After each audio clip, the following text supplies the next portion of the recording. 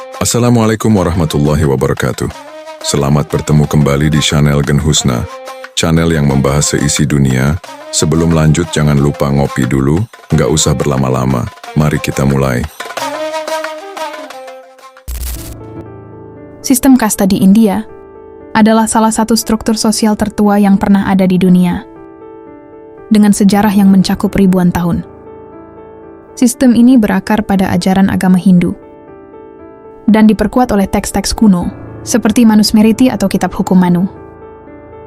Dalam sistem ini, masyarakat dikelompokkan menjadi 4 varna atau kategori utama, yaitu Brahmana atau pendeta dan sarjana kesatria, prajurit dan penguasa, Waisya pedagang dan petani, dan Sudra pelayan dan pekerja manual. Di luar dari 4 kelompok ini, terdapat kelompok lain yang disebut sebagai untouchables, atau yang tidak tersentuh, yang kemudian dikenal dengan istilah Dalit.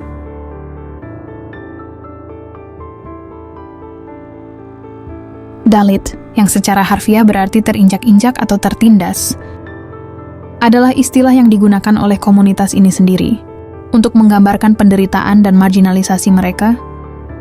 Mereka dianggap berada di luar sistem kasta, atau disebut sebagai avarna atau tanpa kasta. Dalam konteks historis, mereka dipandang lebih rendah daripada kasta Sudra dan diperlakukan sebagai tidak murni, sehingga menjadi korban diskriminasi selama berabad-abad. Diskriminasi terhadap Dalit berakar pada konsep kemurnian dan pencemaran yang terkandung dalam teks-teks Hindu kuno. Dalam Manusmriti, yang ditulis sekitar abad kedua sebelum Masehi hingga abad ketiga Masehi, Dalit digambarkan sebagai kelompok yang harus melakukan pekerjaan yang dianggap najis oleh kasta lainnya. Pekerjaan ini seperti menyapu jalan, membersihkan toilet, mengangkut bangkai hewan, dan pekerjaan serupa yang dianggap tidak pantas bagi masyarakat kasta lainnya. Selama ribuan tahun, kepercayaan ini menciptakan hierarki sosial yang kaku. Dalit dilarang memasuki kuil, menggunakan sumur umum, atau bahkan menyentuh anggota kasta lainnya. Keberadaan mereka seringkali dibatasi di luar batas desa dan interaksi sosial. Mereka dianggap tabu. Pada periode prakolonial, diskriminasi terhadap Dalit semakin mengakar. Penguasa Hindu di berbagai kerajaan India memberlakukan aturan yang membatasi hak-hak Dalit. Mereka tidak memiliki akses ke pendidikan, tanah atau kesempatan ekonomi. Bahkan beberapa kerajaan memberlakukan undang-undang yang menghukum Dalit jika mereka melanggar norma kasta, seperti berjalan di tempat umum tanpa izin. Namun diskriminasi terhadap Dalit tidak hanya sebatas pada agama Hindu. Dalam beberapa masyarakat Muslim di India, meskipun Islam mengajarkan kesetaraan, diskriminasi berbasis kasta juga ditemukan. Hal ini menunjukkan bahwa hierarki sosial yang terkait dengan kasta telah meresap ke dalam berbagai komunitas di India. Kedatangan penjajah Inggris di India pada abad ke-18 membawa perubahan signifikan dalam struktur sosial negara tersebut. Meskipun pemerintah tidak secara aktif menghapus sistem kasta, mereka memperkenalkan reformasi tertentu yang memberikan kesempatan bagi Dalit untuk meningkatkan status sosial mereka.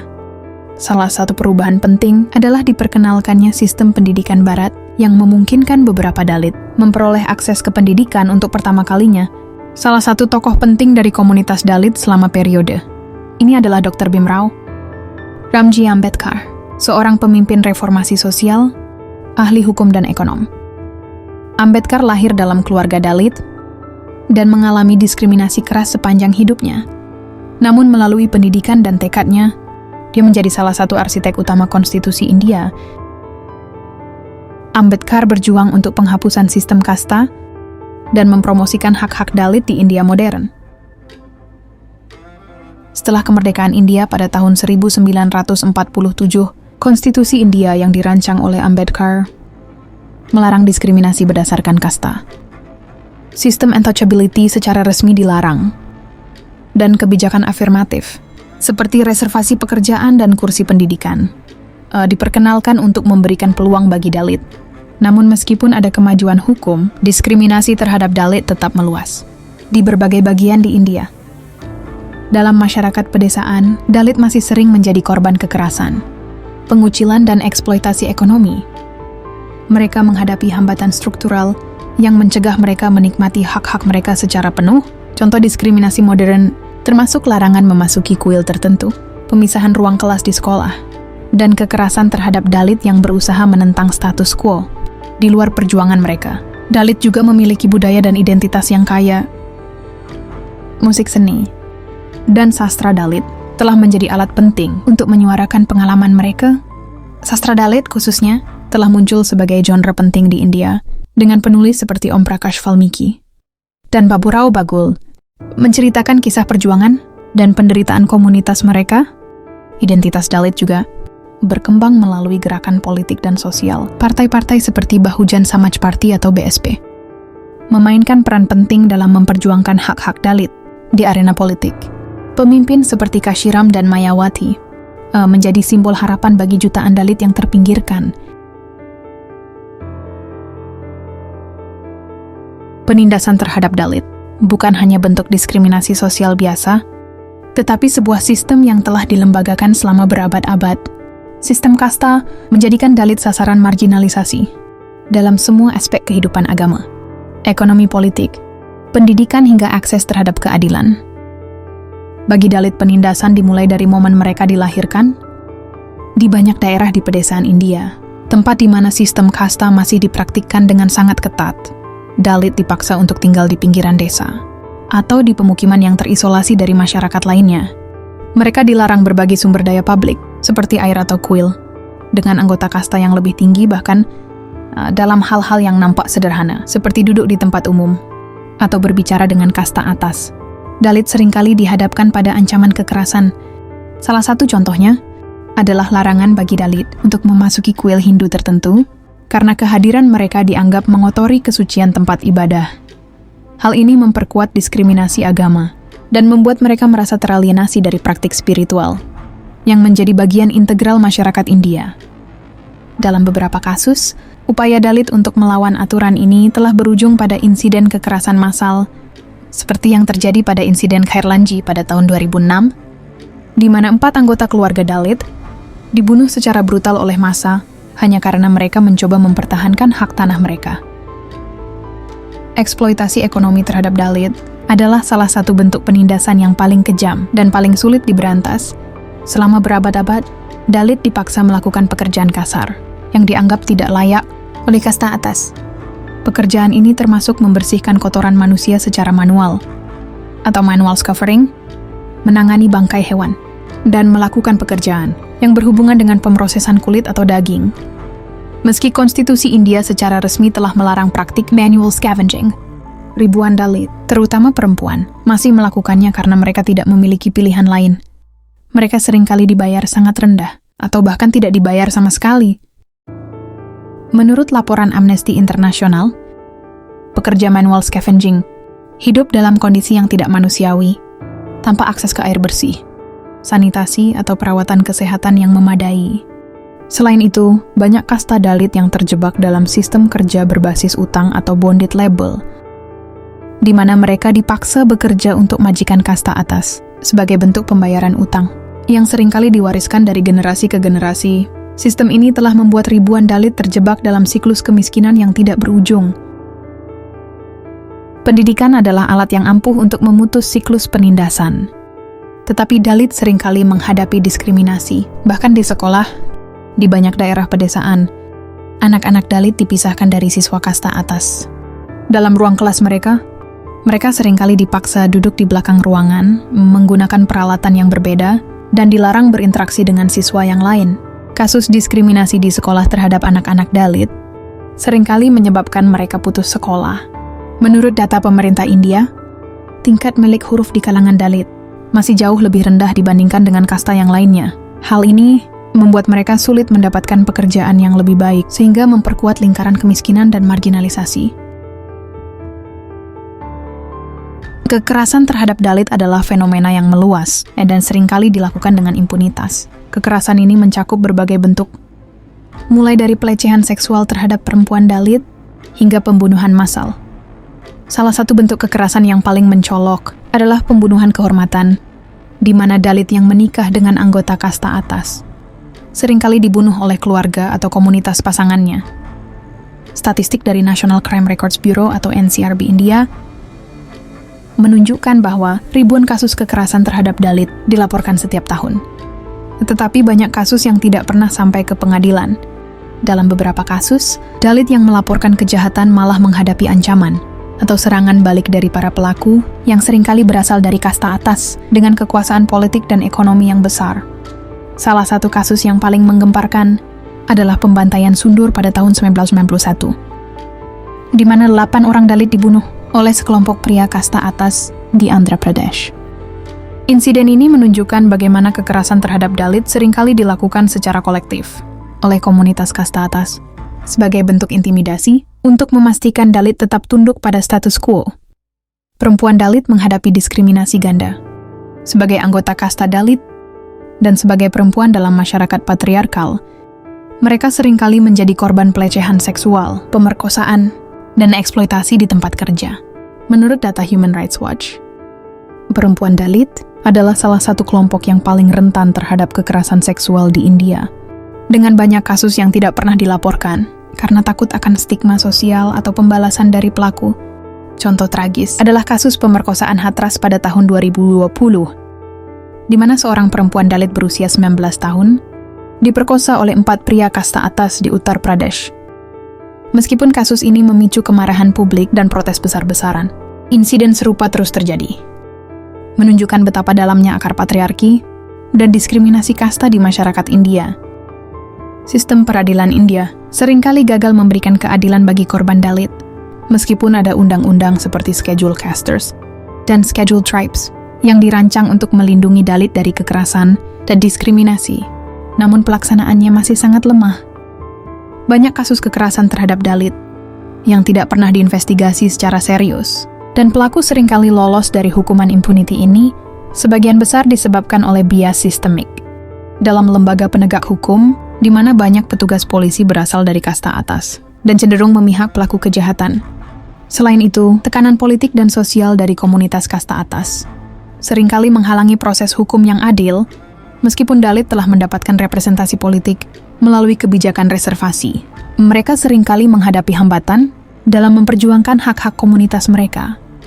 Banyak politisi Dalit yang dipaksa untuk tunduk pada agenda partai-partai yang didominasi oleh kasta atas, sehingga aspirasi mereka seringkali tidak terpenuhi.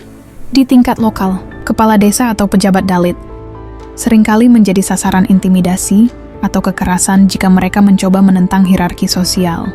Menurut laporan tahunan yang dikeluarkan oleh National Crime Records Bureau India, ribuan kasus kekerasan terhadap Dalit dilaporkan setiap tahun. Pada tahun 2022 misalnya, terdapat lebih dari 50.000 kasus kekerasan terhadap anggota Schedule Castes, kategori yang mencakup Dalit.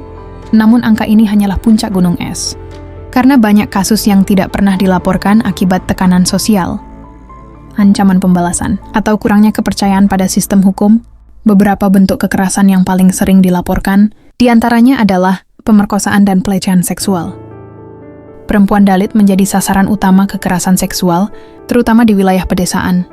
Lalu adanya pengusiran paksa. Dalit sering kehilangan tanah dan tempat tinggal mereka akibat kekerasan oleh kelompok kasta atas. Kemudian pembunuhan massal, pembantaian terhadap Dalit seperti kasus Herlanji dan Sundur, menunjukkan skala kekerasan kolektif yang sering terjadi. Dan kekerasan berbasis pekerjaan. Dalit yang menolak melakukan pekerjaan tertentu atau menuntut upah yang layak seringkali diserang oleh majikan atau komunitas kasta atas. Ada beberapa kasus kekerasan terhadap Dalit yang paling mencolok, yang mencerminkan tingkat diskriminasi dan ketidakadilan yang mereka alami. Misalnya pembantaian Herlanji tahun 2006.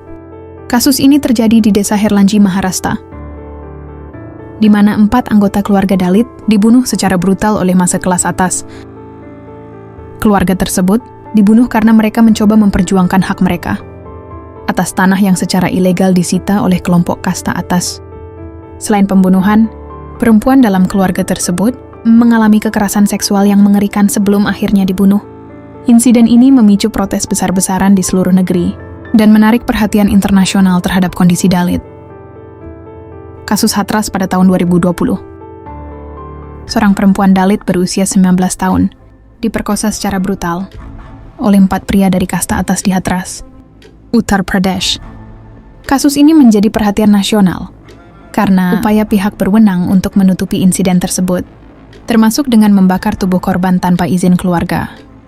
Protes besar-besaran meletus di seluruh India, menuntut keadilan bagi korban dan reformasi sistemik untuk melindungi perempuan Dalit. Insiden ini menjadi simbol kekerasan kasta atas yang dilakukan terhadap Dalit sebagai bentuk intimidasi dan pengukuhan hierarki kasta. Dan kasus Herlanji pada tahun 2015. Seorang pemuda Dalit, Rohit Vemula, yang merupakan seorang mahasiswa pasca sarjana di Universitas Hyderabad, melakukan bunuh diri setelah mengalami diskriminasi terus-menerus oleh pihak universitas dan komunitasnya.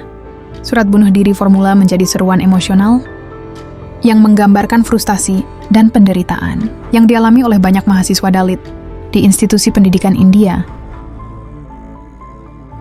Pada tahun 1959, Ambedkar memimpin gerakan besar-besaran untuk mengkonversi Dalit ke agama Buddha, sebuah langkah simbolis untuk menolak agama Hindu yang mendukung sistem kasta ini. Langkah ini menginspirasi jutaan Dalit untuk meninggalkan Hinduisme dan mencari identitas baru dalam Buddhisme. Selain Ambedkar, banyak gerakan perawanan lokal yang dilakukan oleh Dalit di berbagai daerah di India. Contohnya adalah gerakan Self-Respect Movement di Tamil Nadu, yang dipimpin oleh EVV, Ramasemi Priyar, seorang reformis sosial, yang menyerukan penghapusan kasta dan patriarki. Di India membunuh sapi dapat dikenakan hukuman penjara hingga 10 tahun. Karena seperti yang kita ketahui, sapi merupakan hewan suci bagi umat Hindu di India. Akan tetapi, nyawa kasta Dalit memiliki nilai yang lebih rendah daripada sapi. Menurut data PBB, terdapat kurang lebih 1.000 kasus pembunuhan setiap tahunnya. Diakibatkan oleh permasalahan kasta, ratusan wanita Dalit juga banyak mendapatkan pelecehan dan pemerkosaan. Sebenarnya di tahun 2011, Mahkamah Agung India telah menetapkan hukuman mati bagi orang-orang yang membunuh dengan alasan kasta, namun tampaknya ketetapan tersebut hanyalah angin lalu bagi masyarakat. Bentuk diskriminasi lainnya adalah bagi kaum Dalit. Ketika mereka berjalan, harus mengikat dahan pohon di pinggang mereka.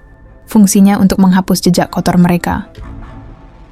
Di beberapa daerah juga disebutkan kaum Dalit harus membawa penampung ludah yang diikat di leher mereka, supaya ludah mereka tidak menetes di jalan dan tidak mengotori warga yang lain.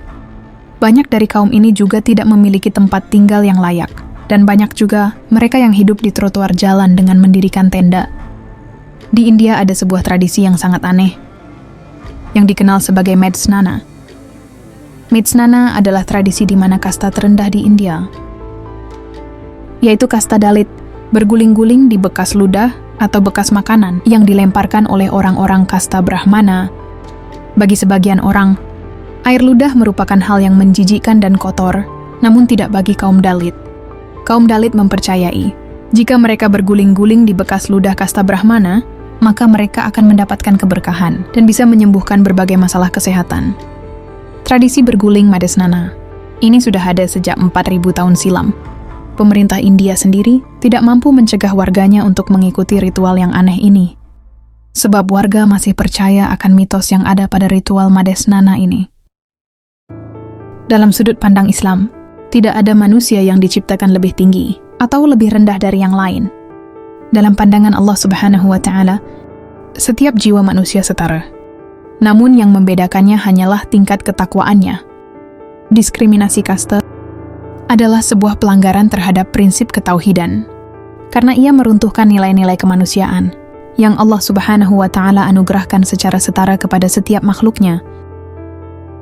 Maka kisah Dalit adalah peringatan bagi manusia bahwa tirani atas dasar kasta atau hierarki sosial adalah pemberontakan terhadap kehendak Sang Pencipta. Islam mengajarkan bahwa dunia ini adalah ujian, dan manusia yang diberi kelebihan harus melindungi, bukan menindas mereka yang lemah.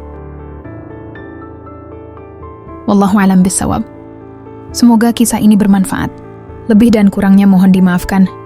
Yang benar datangnya dari Allah Subhanahu wa Ta'ala. Khilaf atau keliru itu datangnya dari saya pribadi sebagai manusia biasa. Sampai ketemu di kisah-kisah seru yang penuh makna selanjutnya. Saya akhiri. Wassalamualaikum warahmatullahi wabarakatuh.